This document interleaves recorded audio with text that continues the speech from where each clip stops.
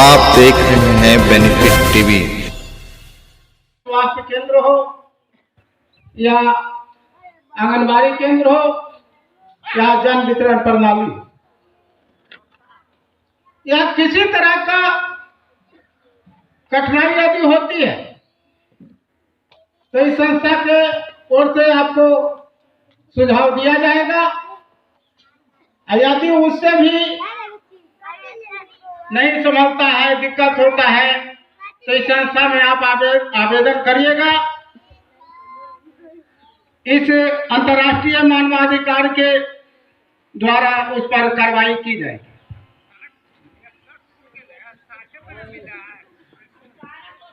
और थोड़ा सा हमारे समाज में है कि बच्चों को शिक्षित करना, जब तक शिक्षित नहीं करिएगा, पढ़ाई लिखाई नहीं करवाइएगा, जब तक आगे का रास्ता, आगे का भविष्य नहीं बनेगा। गार्जियन का फर्ज क्या होता है? गार्जियन का फर्ज यही होता है कि बाल बच्चे को अच्छा शिक्षा देना, सुझाव देना, ताकि शिक्षा के माध्यम से ही बुद्धि विवेक आएगा और अपना हक के लिए है जो लड़ाई लड़ेगा। और जब अपना हक के लड़ाई लड़ेगा तो उसको है जो किसी तरह का पढ़ाई लिखाई होने से कानून के बारे में, अपना हक के बारे में जानकारी होगा, वो आसानी से अर्जित कर सकेगा। के लिए सरकार कई तरह की योजना चला रखी है। उनका लाभ जानकारी के अभाव में हम लोग उठा नहीं पाते हैं और हम लोग किसी भी मुकदमा को हार जाते हैं। हमारे बीच राष्ट्रीय अध्यक्ष मनोज सर आए हैं, उनकी विशेष जानेंगे, उनकी बातों का ध्यान से सुनेंगे और लाभ उठाएंगे। धन्यवाद देता हूँ। तरह का शोषण होता है, किसी पर किसी तरह का अत्याचार होता है, तो उसके लिए हमारा मानवाधिकार सेवा में प्रदत्त है। और चाहे गांव की समस्या हो, जमीन की समस्या हो, मकान की समस्या हो, किसी तरह के केस मुकदमा हो, इसमें हमारा मानवाधिकार जनरक्षक संघ आपको इंसाफ दिलाता है। और इसके लिए मानवाधिकार के संपर्क में आए, इससे लाभ उठाएं। उसकी तरफ से अधिकार दिलाने को पर्याप्त प्रयास करेंगे।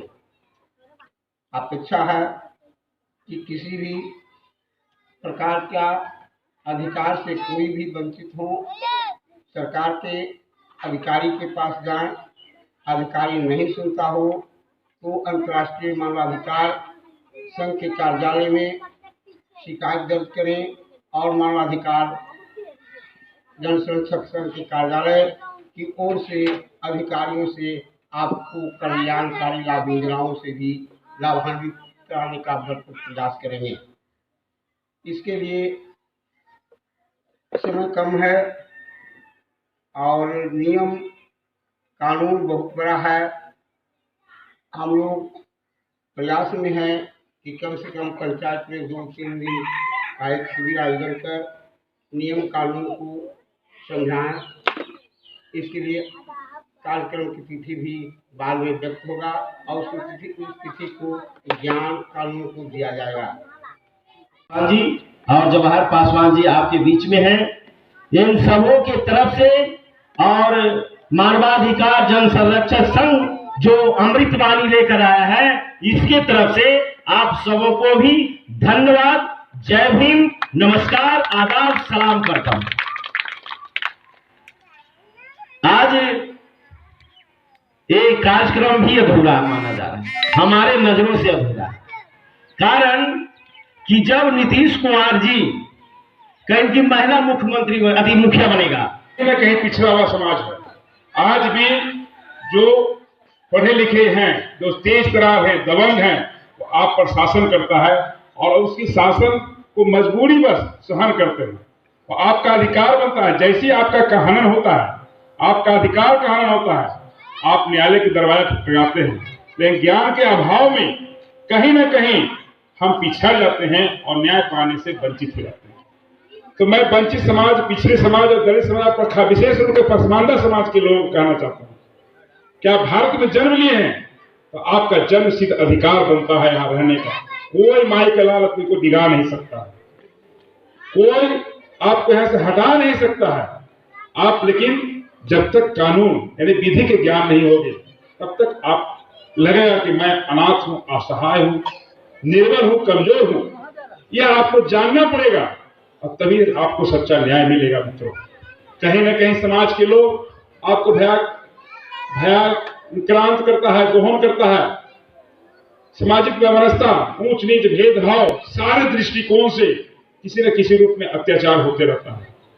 तो इन सबों पर, इस समों पर अधिकार करने के लिए, समों पर विजय प्राप्त करने के लिए ज्ञान की जरूरत है। बाबा साहब अम्बेडकर ने कहा था कि शिक्षित बनो, संगठित रहो, संघर्ष करो। जब तक आप शिक्षित नहीं रहेंगे, संगठित नहीं रहेंगे, तब तक संघर्ष नहीं करना है। मित्रों, विशेष रूप से आधी रोटी खाएं और बच्चों को, बेटों बेटियों को पढ़ाएं, यह भाव होना चाहिए। बढ़ेगा इंडिया तो बढ़ेगा इंडिया, और इंडिया बढ़ेगा तो कहीं ना कहीं दिखेगा इंडिया, देश में दिखेगा। मित्रों, विशेष रूप से मैं बल देना चाहता हूं अपने बाल बच्चों को, बेटे बेटियों को, आधी रोटी खाएं और बेटा बेटी को जगाएं। विशेष बात करने के लिए समय नहीं है और हमारे राष्ट्रीय अध्यक्ष जी को कहीं जाना भी है, और इसलिए मैं अपना समय, विशेष समय, सारा समय मैं अपने राष्ट्रीय अध्यक्ष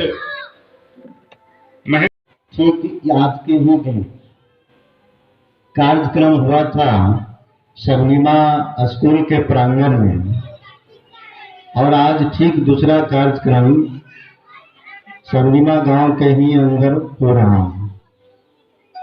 उसमें भी लोगों की उपस्थिति हमने देखा था कि बहुत कम है, और आज भी देख रहे हैं कि उपस्थिति बहुत कम है। कम क्यों है, इस पर थोड़ा सा हम कहना चाहेंगे। अभी कोई एक नचनिया और बजनिया यदि आवे और वो नाचना प्रारंभ कर दे तो लोगों की भीड़ उमड़ जाती है।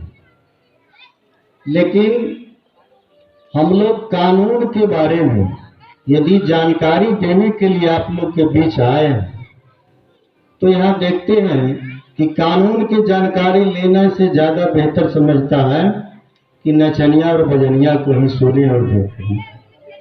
ये हमारे समाज का दुर्भाग्य है। तो हम इस पर ज्यादा नहीं कहेंगे, लेकिन ऐसा देखा जाता है, आप सब लोग भी देखते हैं। चलिए आइए उस मैटर पर, जिस मैटर को लेकर के हम लोग आए हैं। साथियों, आप जितने भी साथी यहाँ हैं उपस्थित, सब प्रबुद्ध साथी हैं, पढ़े लिखे हैं। ये राष्ट्रीय विधिक दिवस आज है। राष्ट्रीय विधिक सेवा दिवस के रूप में हर साल मनाया जाता है, और हर साल क्यों मनाया जाता है उस पर हम आते हैं। आज 9 नवंबर है। ठीक 9 नवंबर से पहले 9 नवंबर 1995 में 9 नवंबर 1995 में ये भारतीय राष्ट्रीय विधिक सेवा कानून जो है लागू हुआ। लेकिन इसका पहल कब हुआ? तो 11 अक्टूबर 1987 में यह कानून बना। किसी ने सोचा, और खास करके कौन सोचे, जो उस समय के 1987 में जो सुप्रीम कोर्ट के जज हुआ करते थे, उन्होंने गरीबों के लिए सोचा कि एक कानून बनाया जाए। क्या कानून बनाया जाए? उनका सोच था कि जो गरीब परिवार के लोग हैं, कमजोर वर्ग के लोग हैं, वो किसी न किसी रूप में कहीं न कहीं न्यायालय के द्वारा चले जा रहा है।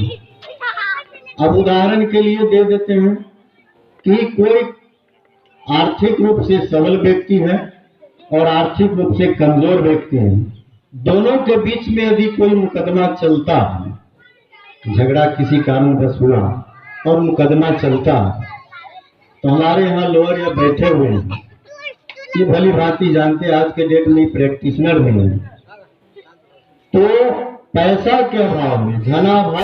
आप देख रहे हैं बेनिफिट टीवी।